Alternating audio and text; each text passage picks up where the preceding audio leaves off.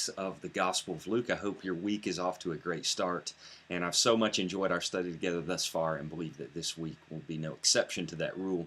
This morning or this afternoon, I will be reading and grading your reflection papers from Unit 5, also providing some comments on your preliminary direction for your research paper, so be sure to look for my individualized comments in the online platform.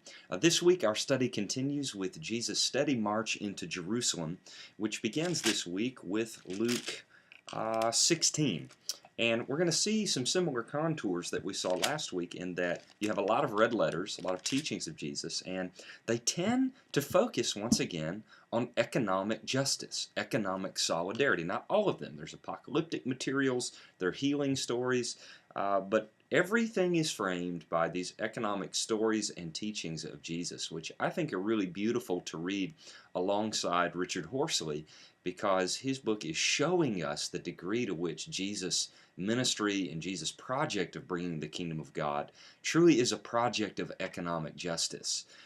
That project becomes heightened, I think, with Jesus' entrance into Jerusalem in the latter half of Luke chapter 19, and reading Horsley's argument about Jesus' clash with the Pharisees is very, very appropriate as we study these particular texts of Luke. So I'll be looking forward to your engagement with Horsley and what you think.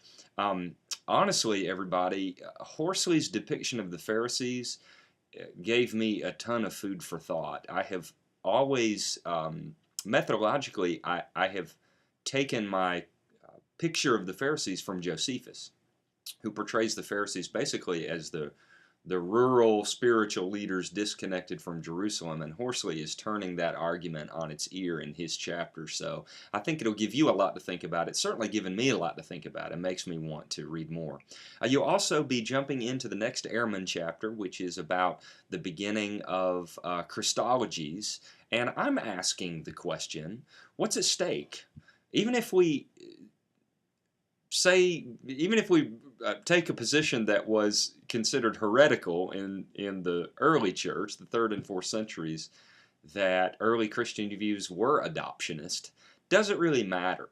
And keep in mind that this chapter in Airman is really a counterpart to the next chapter. So it's going to seem a little bit incomplete. And also keep in mind Airman's methodology of form criticism that is itself problematic, certainly for Horsley. So I know this stuff is thick. Keep plodding through it. If you have questions, you and I can dialogue about that.